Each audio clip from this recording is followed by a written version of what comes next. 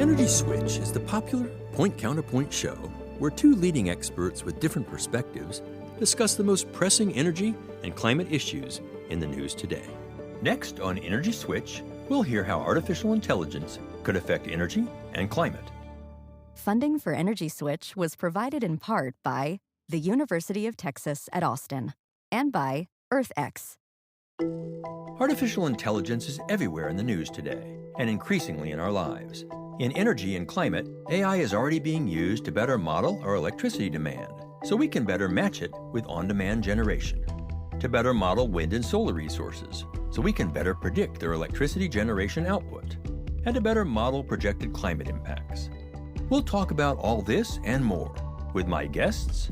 Pamela Isom is the Director of the Artificial Intelligence and Technology Office for the U.S. Department of Energy, helping the government contribute and respond to the development of AI.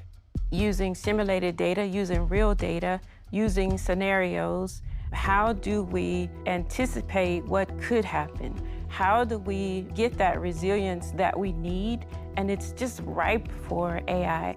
With her is Dr. Anima Anand Kumar. She's a professor of computing at the California Institute of Technology and Senior Director of Machine Learning Research at NVIDIA. I think AI is already showing promise in being able to model better electricity demand, plan for renewables, by first creating a good digital twin of our weather forecasting systems. And with that, we can plan how well the renewables can be produced. I'm Scott Tinker, and I'm an energy scientist. Coming up on Energy Switch, how could artificial intelligence change energy? There's a lot of conversations about artificial intelligence today. Yeah. We want to talk about it as it relates to energy and just what is artificial intelligence? Yeah. First of all, what is intelligence, right? So intelligence is the ability to learn and adapt to changing environmental conditions. Mm-hmm. And so when there is learning from data and there is now insights based on that, a machine is able to either make decisions or assist humans in making decisions. And that's the ultimate goal, is to assist humans in making the decisions. Right. And how is that different, or is it, from machine learning? Are there differences there? What does that mean? Yeah. Machine learning is a subfield of AI because intelligence has aspects of learning, but then you're also adapting based on what you've learned. And so the focus of how do we learn given a data set? And how do we design algorithms that glean the right insights and perform a given objective or a task based on that? Okay. You said algorithm. What's that mean? You can think of it as a program or a set of instructions to do a task. And in case of machine learning, that's an algorithm that says how we should look at this data set. How should we process this? What are the set of procedures to turn data into insights? Oh, interesting. And the only thing that I'll add to that is with the algorithms, it's like a recipe, but it's bi-directional. Okay. So with a recipe, you're putting the ingredients in the container, right, and that's it. You're just doing what you're told. Right. With the algorithm combined with the data creates the model, and it's the algorithm that's the recipe, the instructions, and then it's actionable. Interesting.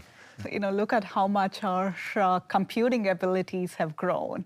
Even our iPhone is now much more powerful than the supercomputers of 80s or even 90s. Yeah. And so that exponential growth in computing has been a big driver in the growth of AI. Okay, so it's not just the codes, but it's the actual hardware that's able to bring that power to it as well. Mm-hmm. The way I frame it as AI being a trinity of data, algorithms, and computing infrastructure. Okay. So all these advances came together. So is it better? I mean, why is this better than humans? The amount of data that is in the world today, it's explosive. We talked about big data. Now we're past big data. I was reading this morning that I think we're up to 2.5 quintillion bytes of data that's generated per day. And so that's the beauty of the AI, is that it can take the data, process the data, sort through information, determine, for instance, if there are similarities, if there are commonalities, if there are patterns that we may not even recognize, and decisions are being made with this information by the AI in seconds. Right. Even if humans were to be able to process all the data, we may not be able to always derive insights. For instance, if I gave you all the historical data of the weather, we've been recording it for decades now. We have terabytes of data or even more. Can you tell me what the weather will be over the next week? It depends, in Texas maybe. Right. Bloody hot. But whether a hurricane will make a landfall or not, that's very hard to predict. So and where. Yeah, so what AI is able to do is also overcome these uncertainties and give you accurate risk assessments. And that's very hard for humans to grapple with uncertainty and risk. Yes, it is. And that's really important when we get to things like energy management and making sure that the grid is going to perform and looking for malfunctions that the operator may not detect. But with the AI capability in the mix, this really adds value. Let's get as specific as we can for our listener. Where's an area where either we are currently or really close to have the potential to make a big difference on the energy side with AI? Can you get tangible with me? Yeah. I think AI is already showing promise in being able to model better electricity demand, plan for renewables, by first creating a good digital twin of our weather forecasting systems. And with that, we can plan how well the renewables can be produced. And also modeling how that wind gets converted to energy. What is that transformation process? AI is able to predict that. And with that, we can then ask, what about the demand side? Think of heat waves. There's obviously going to be more demand, right? So again, weather predictions can help us forecast for consumer demand, in addition to also the historical data about consumer demand. And with that, can we ask, is the grid resilient? Is there a risk of outage now? How should I change my ratio of renewables versus fossil fuels? How do I plan for this production effectively? Right. You're better able to understand the intermittency of solar and wind and how to back them up with batteries and load following or peakers and that kind of thing. Just a lot more intelligent grid, essentially. Yes. On the production side and on the demand side. Exactly. Right. We're going to use digital twins and the next evolution of digital twins, as you were talking about, because we're into the next evolution now, using simulated data, using real data, using scenarios. How do we anticipate what could happen? How do we get that resilience that we need? And it's just ripe for AI. And you can look for alternatives. So the AI can say, okay, well, maybe wind is not the answer. Maybe solar is not the answer in this particular situation. One of the biggest opportunities is to look at how to balance that supply and that demand and that generation of the electricity and ensure that it gets to the consumer. AI can help make sure that that happens as quickly and as efficiently as possible.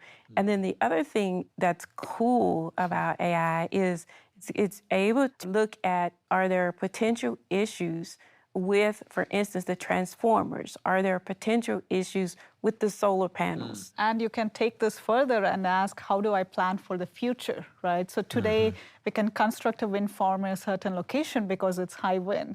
But what will happen, let's say, 2 decades from now with the climate change? Is that going to die down? And if so, do I plan ahead? And the energy demand is going to grow with all the extreme weather events that we are seeing. So 50 years from now, how do we plan for this increased energy demand while also enabling net zero, right?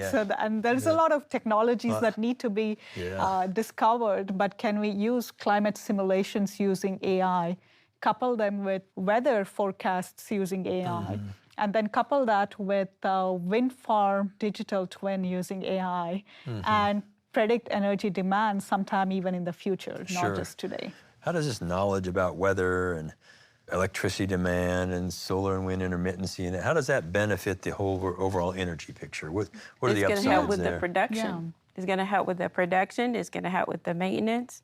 It's going to help with the distribution of energy. we also have to think about the underserved communities. These are all going to be value generators for the underserved population. The energy is going to get distributed to where it's needed.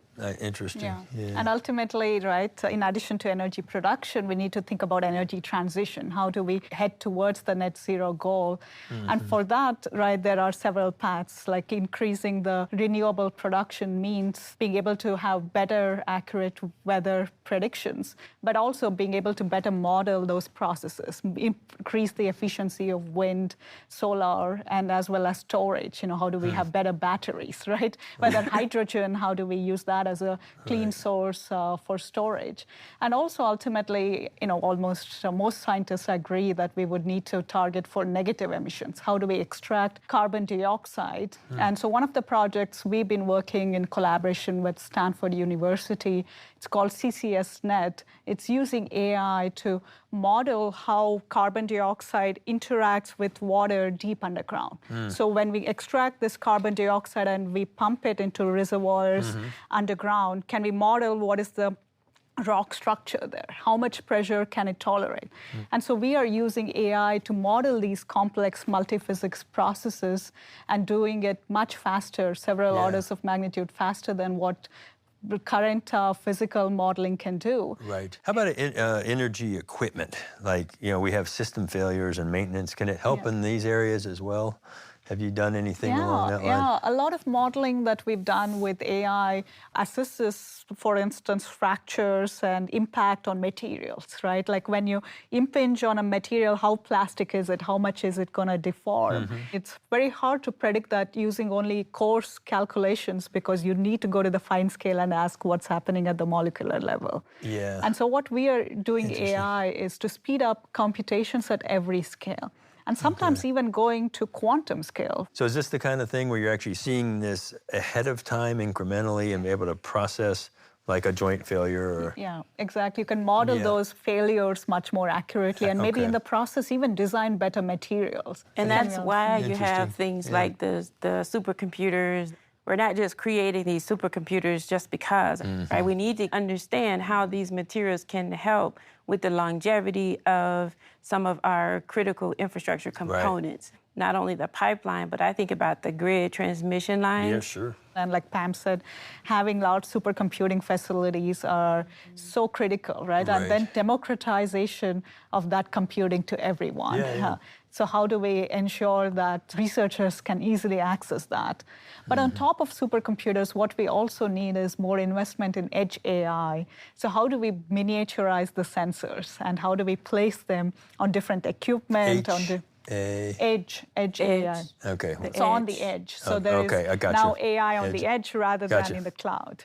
So and so with that, they are on limited battery power. So how do we ensure they can process information effectively? When should they send it to the cloud? How can they monitor these processes or plans effectively? Right. And so that interaction between the edge and the cloud is also very important. Yeah, that's exciting. I mean, I'm sure to me and others it sounds almost amazing, but what's holding some of this back today? What are some of the challenges for moving forward at a faster pace? I would say these are early days, right? AI has barely been a decade since we saw the promise of neural networks in understanding images. Now we are understanding language well, and we are getting to AI for science, AI for climate, AI for weather. And so a lot of that, I think, is human, like AI scientists like me collaborating with domain scientists. So bringing what you do to many different kinds of disciplines. Yes. Right, interesting. And I would say that you see more use of AI, especially in the health space, in the financial services space, and of course, in the government. Energy is where the opportunity is. I mean, what are the limits? How much more efficient can this become? I think we'll be always limited by computing. For instance, if I want to try to predict the properties of materials at the quantum level, to do that accurately, even with just 100 electrons, would take longer than the age of the universe on current supercomputers. Say that again? Age of the universe, which is... Really? To do that accurately? Yeah, to do that accurately. Yeah, it would take longer than 15 trillion years or something. Whichever, whatever that may be, yes. Yeah. And Phenomenal. so we have enormously difficult problems, right? And no amount of computing is going to be enough. Right. So the question is, how do we bring in our intelligence and use AI that can pick out the nuances? Maybe we don't have to do it so brute force. Maybe AI finds a shortcut. And so how do we enable it to find those shortcuts effectively? Is it limited by the input algorithms that we provided, or actually are we to a point now where it can adapt its own algorithms from what it's learning? Where are we there? I would say we are at the cusp of it, but not yet fully there. Our algorithms are able to derive insights, but there's still shortcomings. For instance, we've looked at all the historical weather data. We can then predict weather pretty well using AI. But if I were to ask about weather 100 years from now, under climate change conditions, such data doesn't exist. So how do we then predict scenarios where data isn't available, but we do know laws of physics? We can find these extrapolations, but can AI do that well? And that's a challenge. Which goes to the historical dependency that AI leans on today. We want to move AI to the place where, rather than the velocity and the amount of data, representative data. Interesting. And the hope is if AI can learn features that can overcome these constraints of computation, if we can speed up and still be accurate in predicting what the climate is going to be with much more confidence than what we have today, that would have enormous implications. Yeah. What are some of the other things we're facing? There's always that concern about the trust of the AI and making sure that the AI itself is high quality and never taking that for granted. So that when we make recommendations, the uncertainty level is really, really low. Because if you lose confidence in the AI, if people lose confidence, they won't use it. And then the last thing I would say is the impacts to the underserved communities. So oftentimes the communities are left out. The data sets just aren't considered. For instance, if you don't have GPS and you're building a model and it's based on traffic patterns, and maybe those traffic patterns are based on GPS data, you're kind of left out. And so that's the reputation that we need to overcome. None of this comes without an energy cost in terms of use.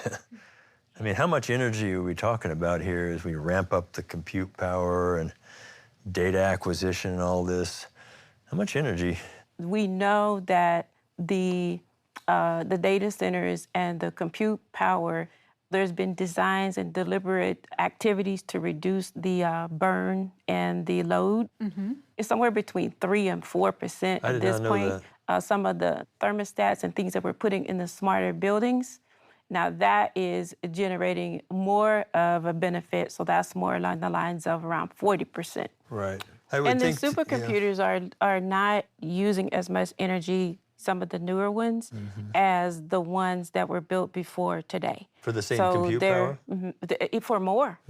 For more compute power, but So the rebound effect is slowed down and we can use AI to further make this efficient, right? Like think of scheduling. We have many users trying to get onto the cloud or the supercomputer. How do we effectively manage the workloads? Let's talk just about your visions a little bit for the future. Where do you see it making the biggest difference in the next few years?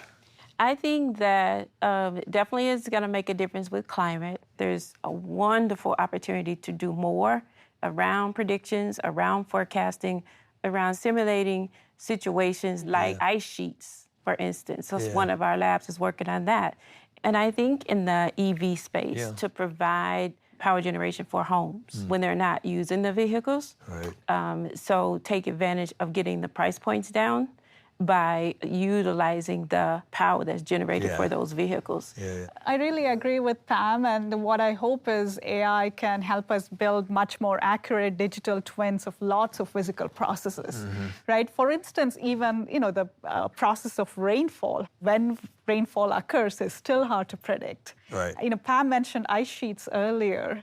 People may be surprised. It's still, we don't have a good model for how they develop and how much do they impact climate change. So there are so many processes, on this planet, if you think about, right, like how much are the plants really contributing to, right, negative emissions? How much carbon dioxide are they absorbing? Can we predict that from satellites? So coming up with those kind of new techniques and using AI to speed up all these processes, right? And can we do much better simulations and digital twins? That's my hope. Interesting. Every form of energy has impacts on the environment.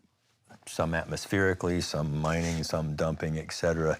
Can AI play a role here? Can AI say, hey, in a life cycle analysis of trade-offs between all these things, can we really start to optimize better the whole energy system? Absolutely. And that's where the digital twins help, right? Okay. For instance, like, predicting the life cycle of a battery or all these materials. Right. And what is also the impact of finally, right, the end of cycle. How do we discard them and what is the impact that has on the environment? And recycling is really important. Yeah.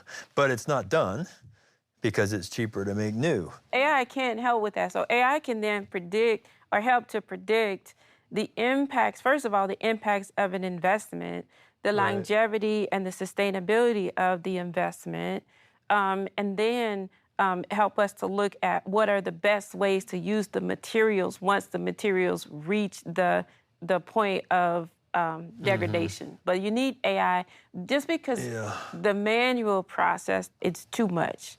So that's where a capability like AI would come along. And the hope is once we can have faster simulations, there's much less of a barrier to bring this into planning. And the other aspect is also mining for essential minerals and these critical rare earths that earths, and so that's where AI could also help, first in analyzing the surfaces and also in terms of autonomous mining. So can you make it environmentally less impactful that way? And human rights potentially too, which is such a huge issue. It is. How do you see a government role in all this? What are the things we can agree on as, almost across parties? I think that the government's role in this is to continue with the research to help us to get where we need to go, continue to showcase some of the things that are happening, because some of that can be so complicated to the consumer. I mean, you want them to really get why this is important. Final thoughts. It's been a wonderful visit. I've really enjoyed it. Final thoughts you want to share? I am looking forward to tomorrow. I'm so looking forward to the advancements in the grid because of the things that we're doing. And I'm so proud of the attitude that we have as a society to make the world cleaner. I'm so proud to be a part of the Department of Energy because, we're really pushing that message as well. Your optimism is contagious, so I appreciate it very much. To me, indeed, I think what I want to emphasize is the democratization, right? So the models we are building, whether it's for weather, whether it's for wind farms, we are open sourcing them at NVIDIA. We are giving this out to the community, and what we really want is people to be able to use these models and do other downstream tasks or make them better. And that's where, in collaboration with national labs, with universities, with public-private partnerships, how do we solve this very challenging problem? And I think AI is, in a way, a great unifier because people from so many different disciplines can come and talk to one another. And me, as an AI scientist, I'm always like a kid in a candy store because I'm always learning about so many cool new things and asking how AI can be part of that. Really have enjoyed our visit. Appreciate you being here. Scott Tinker, Energy Switch. We heard that artificial intelligence is being used increasingly to better predict weather, which can allow us to better understand how different forms of electricity generation will produce energy, and how to better balance them within the system to keep power flowing to users. How to better model the wear on infrastructure to remedy problems before they happen. How to model and understand projected climate impacts, and how to search for and optimize efficiencies across the system. Those energy savings should more than offset the electricity that AI systems consume. Today, AI is limited by computing power, and its historical data sets may not represent historically underserved communities, potentially leaving them out of its models. But as computers become more powerful and more efficient, and data sets and the algorithms that analyze them continue to improve, AI should become more and more valuable in helping human users make better decisions. Energy Switch is executive produced by Scott Tinker and produced and directed by Harry Lynch. Sophie Byard is the assistant producer and researcher. Editors are Ginny Patrick, Yusef Swachina, and Jackie Kunzler. Matt Aslanian does the sound. Energy Switch is produced by Arcos Films for the Switch Energy Alliance, with support from the University of Texas at Austin and EarthX.